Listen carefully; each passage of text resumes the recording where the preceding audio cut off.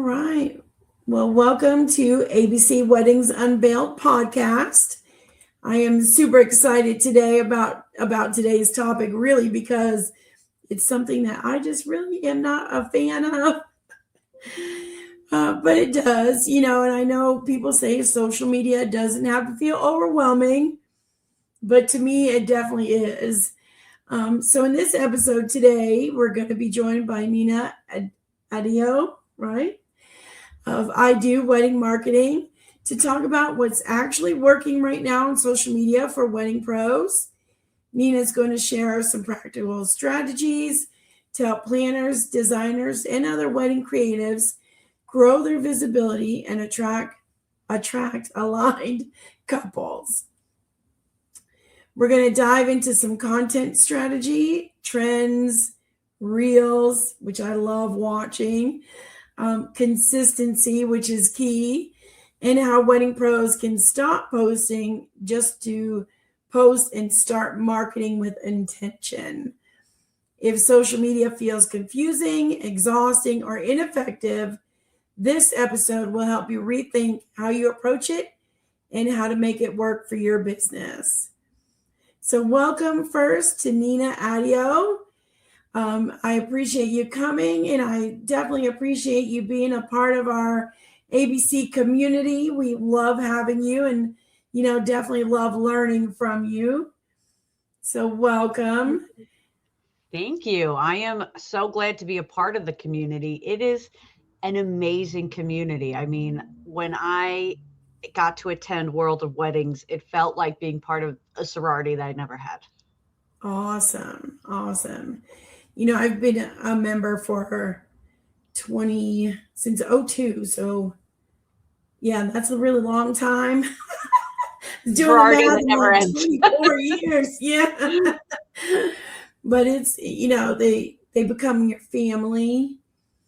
And when you can't talk to like a spouse or a significant other about the weddings and what you're doing in marketing and being an entrepreneur, because they don't have the same exact understanding as somebody that's in the trenches with you. So it's a relief, and it's just an amazing feeling. So I am definitely blessed to have that community with us and be able to lean on them when we need to.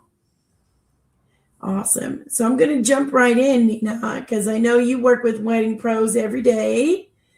Can you share a little bit about how you got started in wedding marketing and what led you to create I Do Wedding Marketing?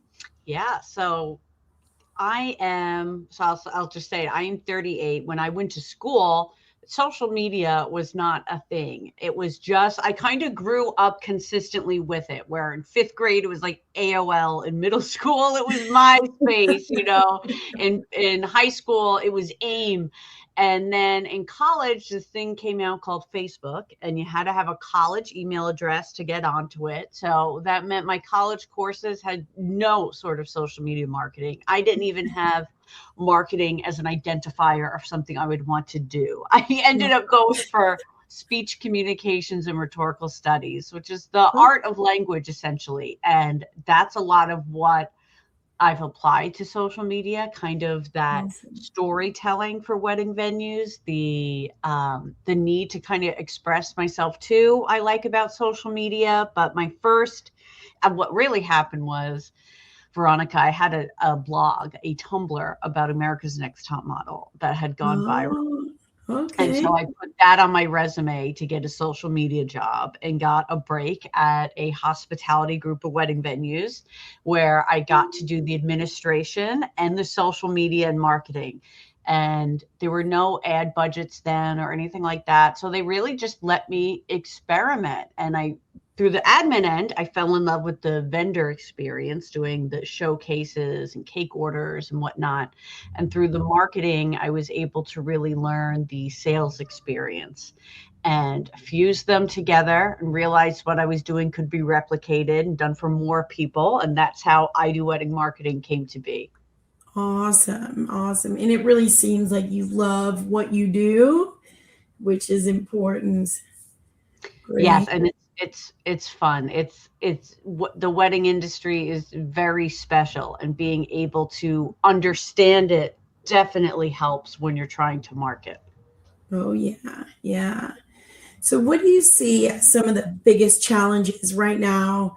A lot of the wedding pros are facing with social media.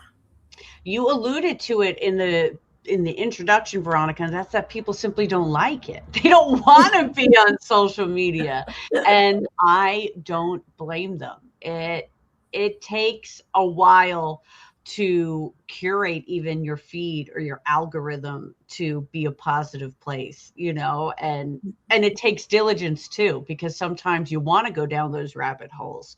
But I have to say, like, I was letting my cousin use my Instagram, and I had to give her like rules. Like, you cannot look up the news on my business Instagram, because then that's all I'm going to see on it. I was like, there are certain things you can look up, go on my personal if you want to look up politics, not on my business one, because I just don't want to see it on there. I want to see that on my personal. When I'm working, I just want to see work wedding stuff. Yes, yes. Yeah, I know, from a planner point of view, I never mind scrolling TikTok and watching all the weddings and some of the funny planner videos. But yeah, I do not want to figure out how to post, so I totally get that. I know, it's overwhelming sometimes for planners, even those who are great at what they do, because I think it's like a mindset shift. But what do you feel like that mindset shift? What do you think that is that we need to let planners know that it is out there and it's okay?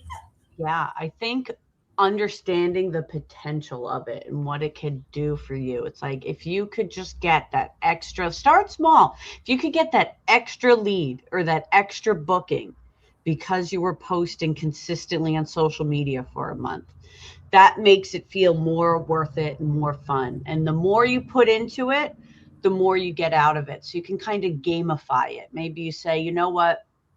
Netflix does commercials now. So every Bridgerton commercial, I'm going to engage on Instagram.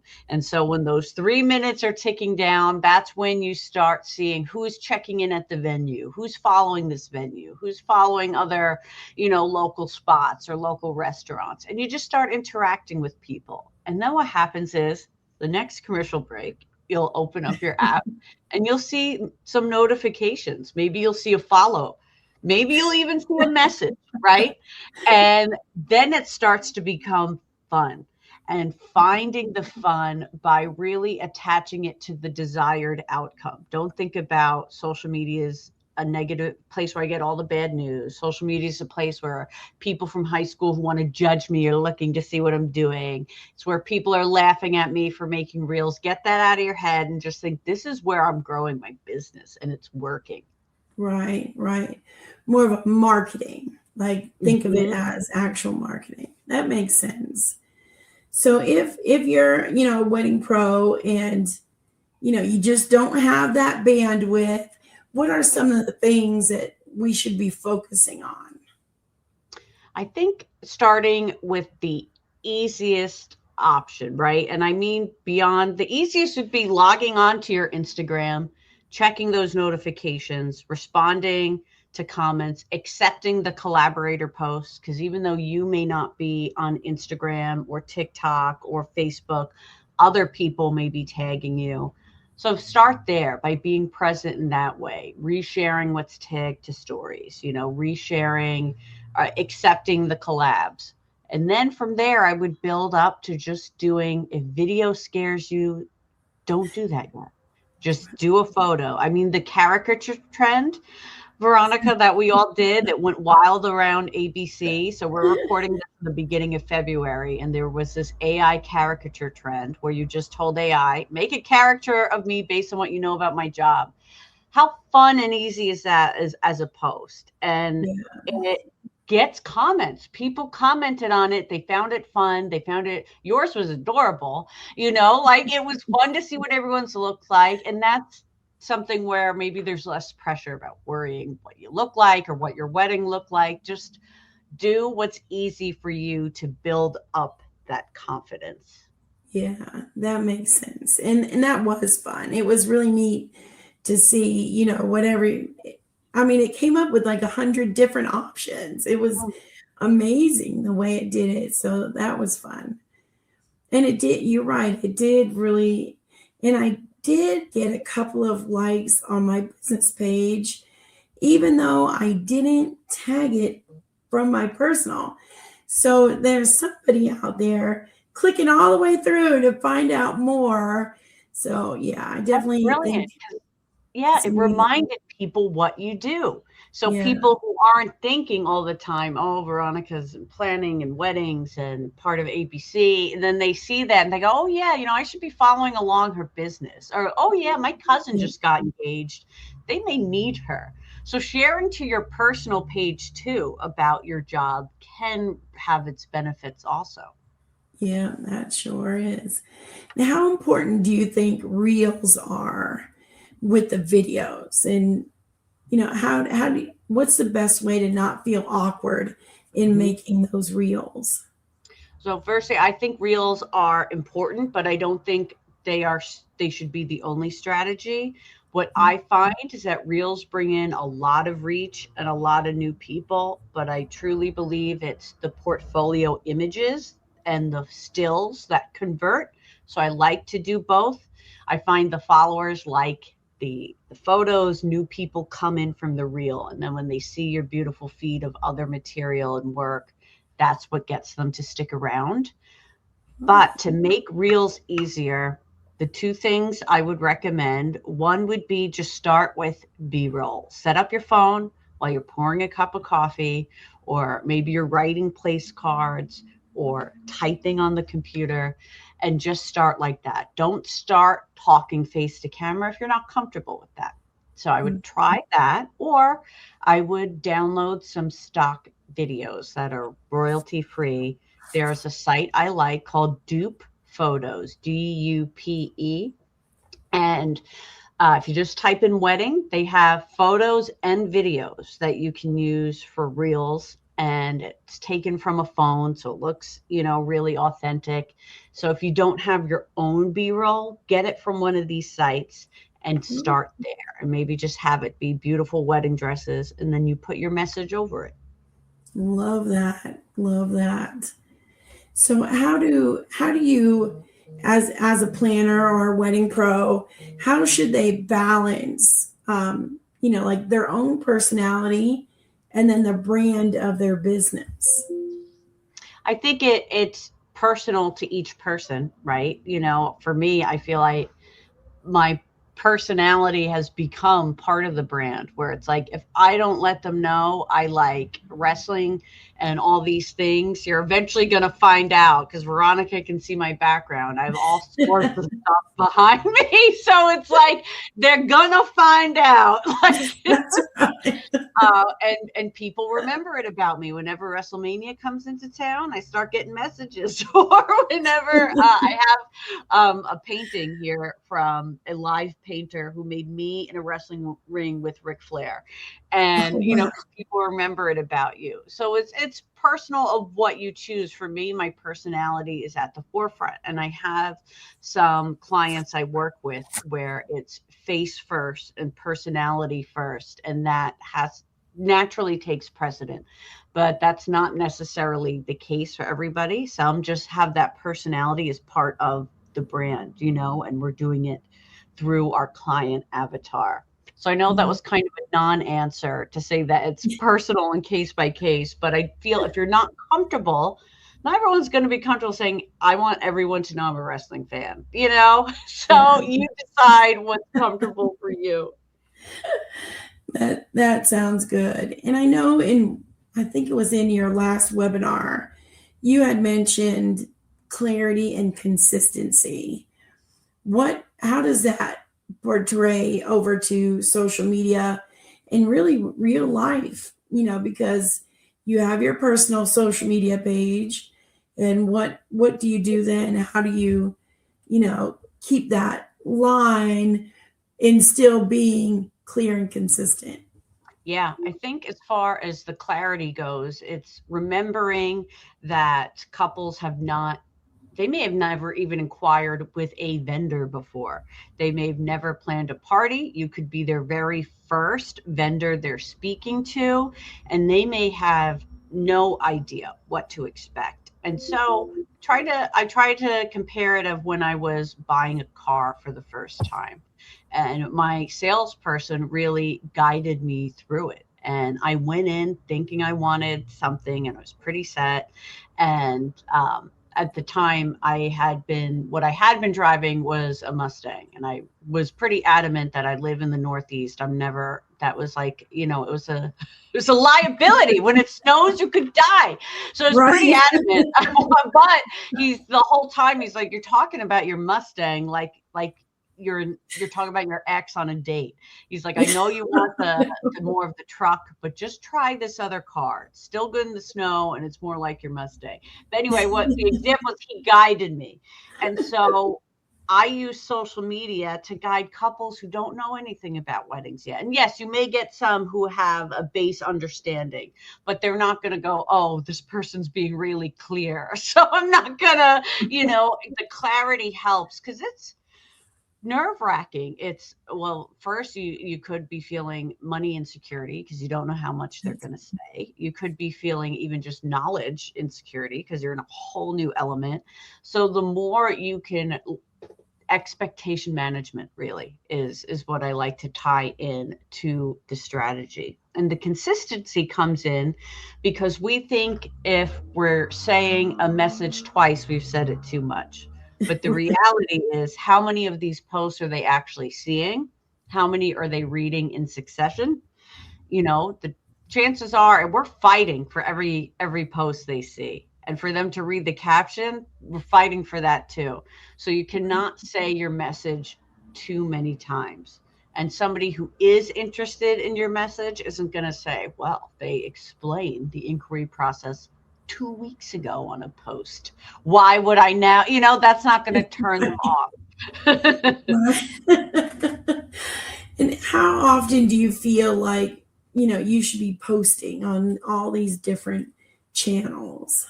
I think you can make, on the low end, more is more. So that's what I'll say first. But assuming we're working with the minimum amount of time, I would say you can make 2 times a week work. That would be the minimum I would strive for if you're just getting started and you want kind of that first point of traction. That's where I'd start. If you can do 3, even better. If you can do 4, even better. But start with 2. Start with 2. All right. And are there systems and workflows that you recommend? Yeah. So like we were saying, I just want to also say for, like TikTok, that's a higher volume game. So if 2 times a week even feels like a stretch, maybe don't start with TikTok. The other platforms like Instagram or even Pinterest that's evergreen may be better for you. But I tend to use Instagram as the main example. And so let's say you're doing 2 times a week on Instagram. For example, let's say we're doing our biggest message right now is that we're doing a February promotion. And so I'm going to say, all right, well, let me schedule out 1 post a week every Monday that I'm going to talk about that promotion. And I'll get those 4 done.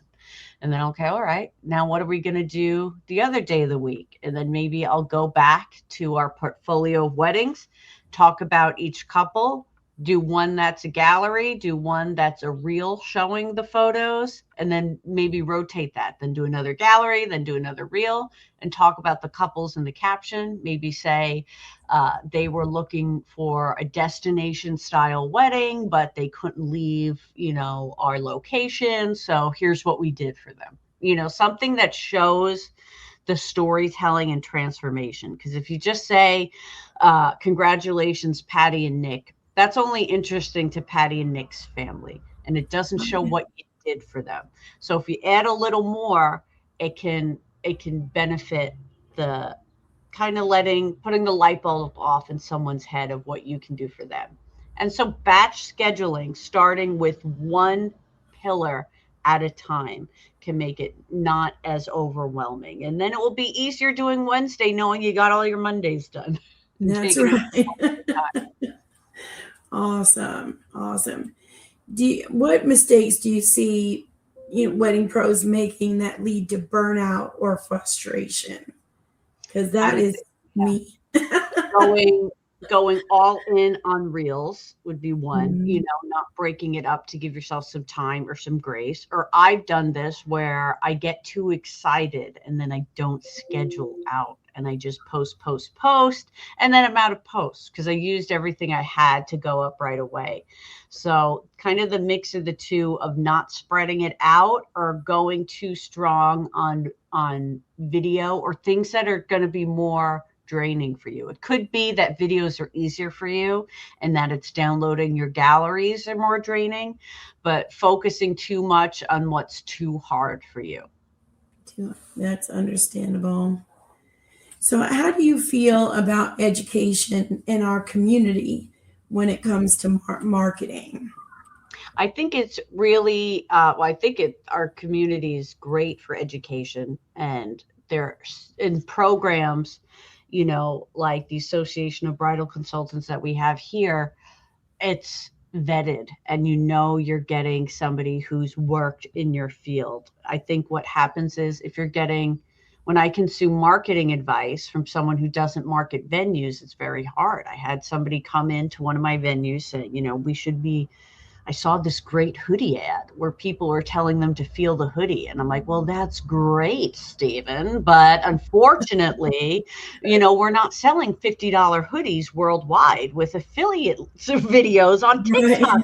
Right. We're selling $90,000 weddings. So, what works for mass marketing or e-commerce or different forms of marketing isn't going to work for events. And so getting your education from somebody who understands events, or knowing that you may need to tweak the information to apply to your industry. Oh, yeah. And, we see that a lot. We see, people who maybe have done good with their marketing in one area, trying to move it over to the wedding industry, and it just doesn't always fit. So I definitely appreciate that. Could you tell I was heated? I'm still not over that. That happened months ago. Yeah. Still not over it. Oh, yeah, completely understand.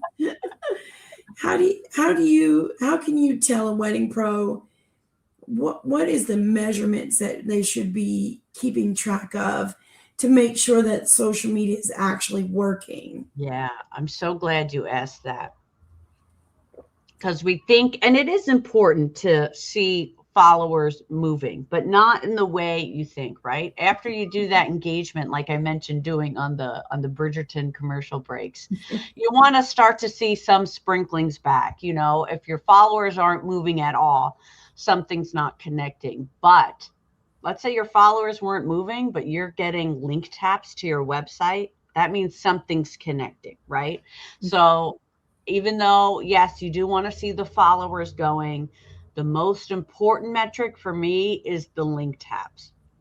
You should be seeing followers coming, but don't get discouraged if you're not seeing 1,000 followers in a month of consistent posting. That's unrealistic, especially without ads or having something go viral.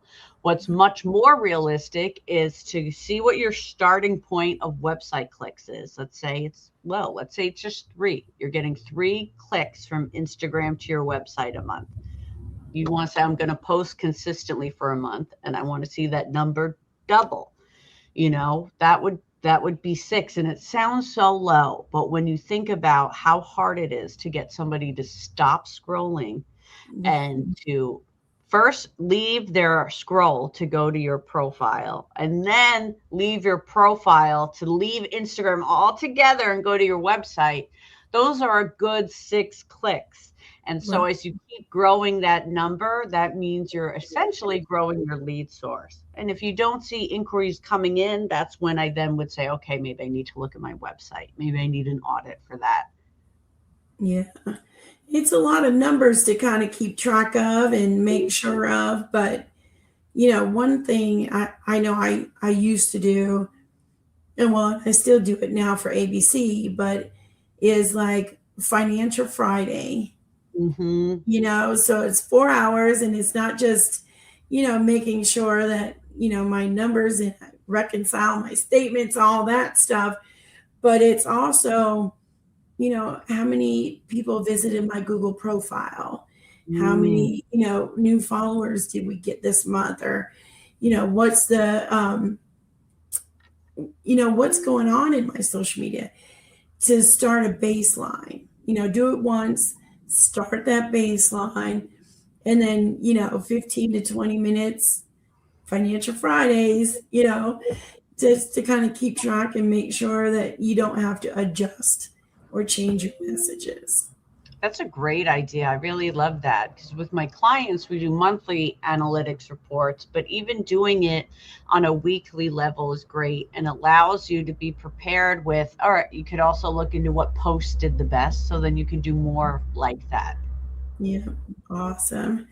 So I know we talked a little bit about this whole chat GPT image trend. Are there any other social media trends that you see on the horizon we should know about?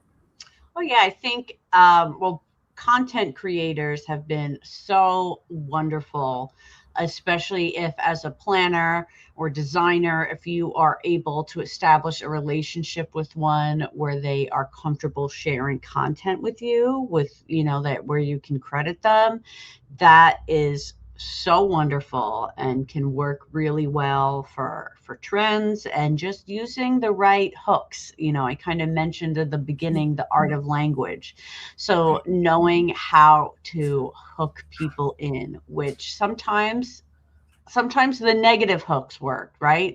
Unhinged things I've thought as a wedding planner, people want to know because we use the word unhinged, but it doesn't always have to be the negative. Yeah, that makes sense. And what is one piece of advice that you would give to a planner or a wedding pro who feels behind or discouraged with social media marketing? To just learn it. And I know whether that's watching YouTube tutorials, maybe it's attending the Wedding Wednesday webinars with ABC, getting that education, doing what you can because, our businesses are our dreams and our babies. And I think they're worth fighting for. And that's why I love social media because I was able to start a business with nothing but, my brain and my phone. Because I was able to use social media, I was able to do this. And I Yeah, know it can be the same for everybody. And, don't worry if you're taking it slow. Taking it slow is better than not taking action at all. But your business is worth it and you're worth it. awesome. That is wonderful. And Nina, where can our listeners connect with you and learn more about what you do?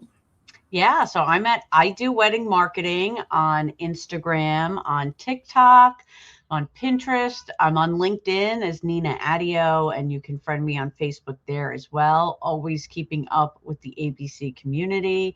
And at idoweddingmarketing.com, you can see everything we have going on. We have memberships in addition to the full service social media, and I have a podcast as well, the I Do Wedding Marketing podcast, where you get a lot of free value like this. Awesome. I did listen to a few episodes. I thought they were great and very motivational. So I Oh, really appreciate all the effort that you've put into that for sure. And do you want to say something real quick about the social studio? Because I thought that was pretty cool. yeah. So the social studio is kind of my done with you social media option. I think it's great for the ABC audience in particular, because it seems to meet you guys where you're at, which is I'm giving you the Reels hooks, like I mentioned, and how you can plug and play them. I'm giving you some Canva templates. I'm giving you the trending audios and trending Reels. So whichever route you want to take it, I'm even giving captions, monthly captions. So there's a caption library too. So whether you're just looking for captions for your portfolio, whether you're looking to try Reels with hooks, or whether you really want to focus on the trends, we have something for everybody there, and it's becoming its own community, which is a lot of fun. So you can see that on my website. It's called The Social Studio by I Do Wedding Marketing, and it's our really fun monthly membership. Awesome. Nina, I definitely appreciate you coming on the ABC Weddings Unveiled podcast today. And definitely thank you for being a huge part of the ABC community and for helping elevate wedding professionals really countrywide, around the world. We're all over the place. So Yeah. I really appreciate all that you've done and contributed. Oh, thank you. I appreciate that, and just appreciate the community so much. Wonderful.